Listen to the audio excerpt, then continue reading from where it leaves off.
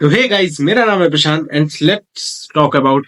सीधा मुद्दे पे आते हैं कि स्ट्रेटजी क्या है आखिर। ठीक है, बहुत इधर उधर नहीं मांगना है। पहले तो साइकोलॉजिकल, इस स्ट्रेटजी के पीछे क्या साइकोलॉजी लगती है वो जानो।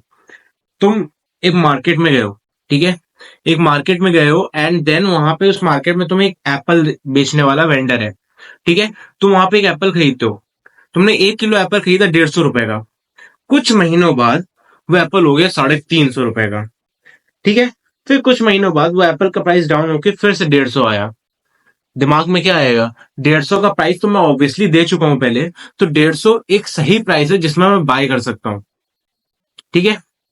जिसमें तुम बाय करते भी हो एंड देन वो एप्पल खरीद लेते हो। तुम ये नहीं सोचते इसके नीचे और जा सकता है मार्केट, तुम ये नहीं सोचोगे। तुम्हें उस प्राइस पॉइंट पे बढ़िया मिल रहा है, तुम पहले भी खरीद चुके हो, तो तुम्हारे दिमाग में ये है, हाँ मैं ठग नहीं रहा हूं। तो तुम वो एप्पल खरीद लेते हो। तो इसी यही साइकोलॉजी यहाँ पे यूज होती है। बायर्स क्या करते हैं? बायर्स पहले से ही मन बना के रखते हैं कि हाँ इस लेवल पे आएगा, मैंने इस लेवल पे पहले भी बाय करा हुआ है, तो यहाँ पे मेरे साथ ठगाई नहीं हो रही है। मार्केट नीचे भी आया है, नीचे पे मैं खरीद भी रहा हूँ और मैं पहले ही इस पे खरीद चुका हूँ, तो उसका कोई नुकसान नहीं होगा मेरा इस पे। तो बेसिकली उसी के ऊपर साइकोलॉजी है, उसी के ऊपर साइकोलॉजी है, उसी के ऊपर ट्रेड है। तो अगर आप चाहेंगे तो अगली वीडियो में कमेंट जरूर करिएगा। अगली वीडियो में मैं उसी स्ट्रेटेजी के पीछे कितनी ट्रेड्स में कितना प्रॉफिट हुआ, कितना लॉस हुआ, ओवरऑल ट्रेड्स से निकाल के क्या मैं प्रॉफिट में हूँ या लॉस में हूँ, इसकी वीडियो जरूर आएगी। अगर आप कमेंट सेक्शन में जाके इसको कमेंट करेंगे एंड लेट्स देखते हैं कि पास्ट ट्रेड्स में ये स्ट्रेटेजी काम भी आई है कि ऐसी हलवी स्ट्रेटेजी है। ठीक है, बने रहो। ठीक है, तो देखते हैं कि आखिरकार वो ट्रेड कहाँ कहाँ बनी थी। सबसे पहले तो 1 डे के टाइम फ्रेम पे चलते हैं। जो स्विंग ट्रेडिंग करते हैं उनके लिए स्ट्रेटेजी कहाँ से फायदेमंद हो सकती है, तो वो देखते हैं, ठीक है। तो लास्ट में देखते हैं कि कहाँ कहाँ वो स्ट्रेटेजी फायदेमंद हुई और वो स्ट्रेटेजी थी क्या। देखो, अगर यहाँ पे आते हैं तो यहाँ पे ही वो स्ट्रेटेजी थोड़ी सी काम आती है। देखो, तुम्हें शॉर्ट टर्म के लिए चाहिए, स्विंग ट्रेडिंग भी शॉर्ट टर्म के लिए होती है। जो लॉन्ग टर्म इन्वेस्टिंग करते हैं उनके लिए ट्रेड ज्यादा उतनी नहीं होती है, बट हाँ वो भी हो सकती है। पर बेसिकली शॉर्ट ट्रेड्स में ज्यादा फायदेमंद होती है ट्रेड, ठीक है। तो अगर यहीं पे अगर तुम देखो, इस लेवल पे बायर्स थे, ठीक है। कुछ समय बाद यहीं पे वो लेवल आया, यहाँ से थोड़ी मार्केट पुश बैक हुई, जो कि रिवर्सल होती है मार्केट। तो इसी में बहुत अच्छा मूव मिला है आप लोगों को। अगर आप चाहें तो यहाँ पे बहुत 2-3 दिनों का यहाँ पे बहुत अच्छा टारगेट बना सकते हो, बहुत अच्छा प्रॉफिट कमा सकते हो, ठीक है। यहाँ पे अगला देखते हैं। अगला यहाँ पे, ये यहाँ पे एक मल्टीपल ट्रेड्स बनी हुई है। यहाँ पे एक बायर का, यहाँ पे एक बायर्स आए, लिया, नीचे गया मार्केट, वही बायर्स दोबारा आए और नए बायर्स कुछ और बने, जिसकी वजह से मार्केट फिर उठी एंड देन वहां तक गई। वहां तक तुम फिर से टारगेट ले सकते हो एंड देन फिर से मार्केट नीचे आई, फिर उसी लेवल पे मार्केट खेली। फिर यहाँ पे थोड़ा सा एसएल भी लिया बहुत से लोगों का एंड देन यहाँ से फिर मार्केट उठी, फिर मार्केट नीचे आई। बहुत से लेवल, बहुत पीछे के 2-3 बार बायर्स वहीं पे बैठे हुए थे, फिर उससे भी बड़ा मूव दिया एंड देन फिर नीचे आई एंड देन लास्ट में तो ऐसा मूव दिया कि मार्केट उठती ही चली गई। तो ये होता है, पुराने बायर्स एड ऑन होते रहते हैं, एड ऑन होते रहते हैं, एड ऑन होते रहते हैं, एड ऑन होते रहते हैं एंड व्हेन बहुत सारे बायर्स एड ऑन हो जाते हैं तो मार्केट बड़ा मूव देती है। तो यही स्ट्रेटेजी का बहुत बहुत कायदे का फंडा है। अगर आप ध्यान से स्ट्रेटेजी देखो तो ये बहुत अच्छा खासा प्रॉफिट करा सकती है।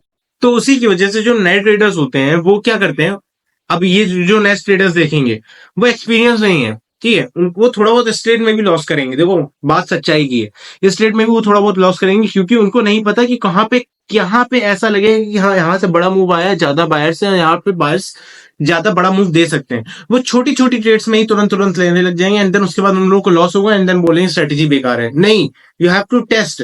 आपको खुद उठाइएगा, जर्नल उठाइएगा, अपनी कॉपी उठाइएगा, ट्रेड देखिएगा, लास्ट 6 महीने की ट्रेड, क्या ये स्ट्रेटेजी वर्कआउट कर रही है कि पास में बायर्स होने के बाद स्ट्रेटेजी उठती है, मतलब सॉरी बायर्स के बाद चार्ट उठता है फिर नीचे आता है, फिर वही बायर्स एड ऑन होते हैं कि नहीं होते। आप खुद से देखिए, मैं एक जरिया हूं, मैं बता रहा हूँ कि हाँ मुझे ऐसे बहुत अच्छा खासा प्रॉफिट हुआ, ठीक है।